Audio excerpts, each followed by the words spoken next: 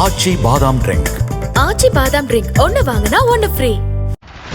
லட்சத்தீவு இந்தியாவின் ஒரு யூனியன் பிரதேசம்.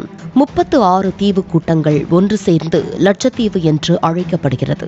இதன் தலைநகரம் கவரத்தி. கேரளாவிலிருந்து சுமார் 350 கிலோமீட்டர் தூரத்தில் அரபிக்கடலில் இத்தீவு அமைந்துள்ளது.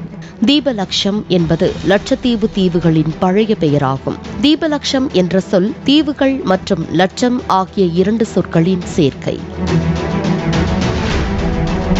இத்தீவுகள் பற்றி பண்டைய தமிழ் நூலான புறநானூற்றில் கூறப்பட்டுள்ளது. சங்க நூலான 10 நூலில் சேர மன்னர்களின் ஆளுமையில் இருந்தது தெரிவிக்கப்பட்டுள்ளது. 7ஆம் நூற்றாண்டைச் சேர்ந்த பல்லவ கல்வெட்டில் தீபலக்ஷம் என்னும் பெயரில் பல்லவ அரசுக்குட்பட்ட பகுதியாக இது இருந்தது. இந்திய பிரிவினையின் போது லட்சத்தீவு யாருக்கு சொந்தம் என்பதை ஆங்கிலேயர்கள் தெரிவிக்காமல் சென்றுவிட்டனர். லட்சத்தீவு தென்னிந்தியாவிற்கு மிக அருகே இருந்தது.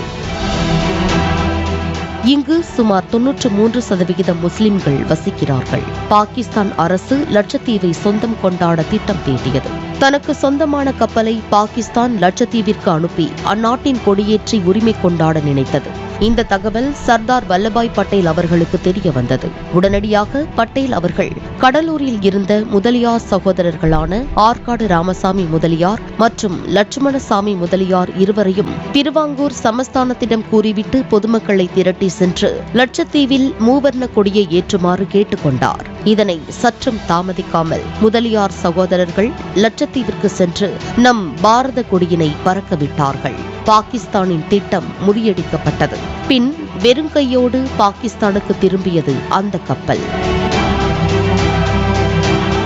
1956 நவம்பர் 1 அன்று மாநிலங்கள் மறுசீரமைக்கப்பட்டன. லட்சத்தீவு சென்னை மாகாணத்தில் இருந்து பிரித்து யூனியன் பிரதேசமாக உருவாக்கப்பட்டது. அந்த 2 தமிழர்களின் முயற்சியால் பூமியின் சொர்க்கமான லட்சத்தீவை பாகிஸ்தான் கைப்பற்றப்படுவதிலிருந்து காப்பாற்ற முடிந்தது. ஆச்சி பாதாம் ட்ரிங்க். ஆச்சி பாதாம் ட்ரிங்க் ஒன்னு வாங்கினா ஒன்னு ஃப்ரீ. பிளே ஸ்டோர் மற்றும் ஆப் ஸ்டோரில் இருந்து பாலிமர் செயலியை QR கோடு மூலம் பதிவிறக்கம் செய்யுங்கள். செய்திகளை உடனுக்குடன் பெறுங்கள்.